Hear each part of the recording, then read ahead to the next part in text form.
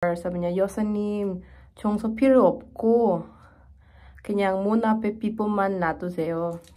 Hi. So, sa trabaho ko ngayon, tapos time check, 12:33 na, 12:33, ayan. Hindi pa ako tapos sa work, actually. Iniintay ko lang yung isang room na lumabas kasi late daw lalabas, alauna daw lalabas. Tapos, sabi ko, habang hindi pa sila lumalabas kasi halos 20 minutes pa yung iintayin ko, kwento na lang ako sa inyo about sa nangyari kahapon. Kasi 'di ba kahapon, meron akong mga yonbak o yung mga rooms na hindi lalabas. Parang 2 to 3 days sila. Tapos ngayong araw, hindi pa rin sila mag-out. So nakastay pa rin sila. Siguro bukas pa ang out nila. Tapos kahapon, tinanong ko yung housekeeper kung pa-check. Sabi ko, pa-check kasi kung lilinisan, papalinis pa sila ng room or hindi. Sabi ng housekeeper sa akin, mag-intay daw ako ng 1 hour kasi hindi daw nila makontak yung customer. Wala din daw yata sa loob. Kapag kasi merong key pa sa loob, hindi kami pwedeng pumasok kasi nga, baka man nandun pa yung customer sa loob.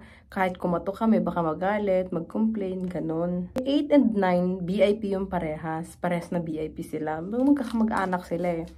Tapos, siguro mga 3:30, tumawag sa akin ng housekeeper. Sabi niya, 여사님, 청소 필요 없고 그냥 문 앞에 피부만 놔두세요. Parang sa Tagalog ba, hindi na daw sila magpapalinis, maglalagay na lang daw ako ng towel, ng tubig sa harap ng pintuan ng room nila. Nilagyan ko, tapos pinicturan ko, tapos sinend ko sa KakaoTalk group chat namin kasi meron kami sa mga lahat ng mga regular workers roommate and housekeeper.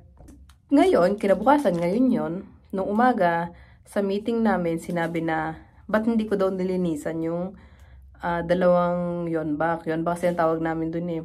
And then sabi ko, sinabi sa akin ng housekeeper na hindi na silang papalinis, lagyan lang ng mga towel tsaka mga amenities sa harap ng pintuan. Kasi yun yung sinabi sa akin. Tapos sabi niya, ang akala daw pala nung customer, ilalagay ko sa loob yung mga amenities tapos isasalansan ko talaga kung saan talaga sila nakalagay. Well, kung sinabi naman nila sa akin kahapon yun, ginawa ko yun kasi much better, diba? Kaso nga lang nung umaga yun nga daw, nag-complain nga daw. So ngayon, nagpalinis sila. Sobrang dumi talaga, Diyos ko Mariosep. Na-stress na naman si Inday, Diyos ko. Yung dilinis ko yung dalawang room, kasi nagpalinis na nga sila. So lahat talaga halos pinaltan ko sa kama, sa mga towels, tubig, lahat ng basura. Parang parang linis din talaga na walang customer. As in talagang linis talaga ng sobra-sobra.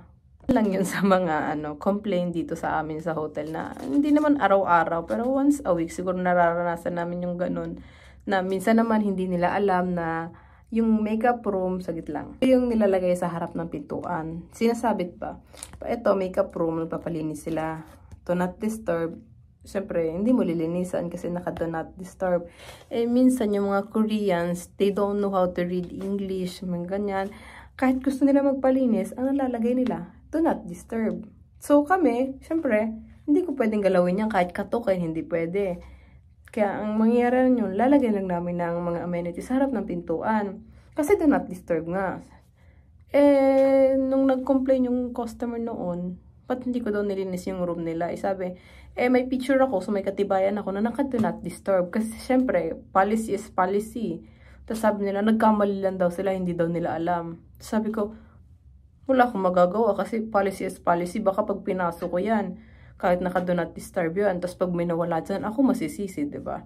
So ayun, pinaliwanagan yata sila ng baba.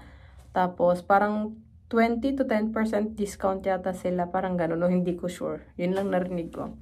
Kaya yung ibang hindi nakakabasa ng English or hindi nakakaintindi, dito sila nagkakamali. Or minsan naman, kapag nakikita nila ako naglilinis, malapit sa room nila, nilalapitan nila ako na nanghihingi na lang sila ng towel, ng tubig, pinapatanggal yung basura, yung used towel, ganun. Tapos tatanungin ko kung gusto pa nila magpalinis mamaya. Minsan sinasabi nila, hindi na, okay lang.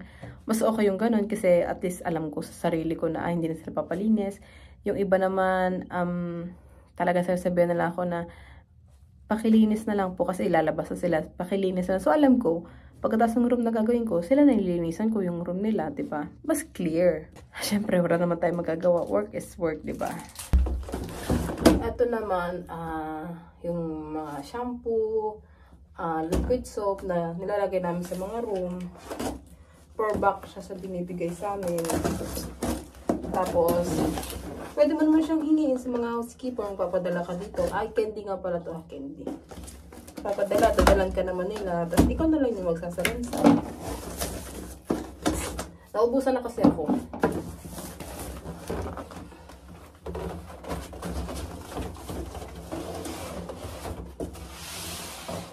Medyo mabigat nga pala to. Papakita ko sa inyo mamaya kung paano ko ilagay ito sa room. Kasi may ano dun may technique.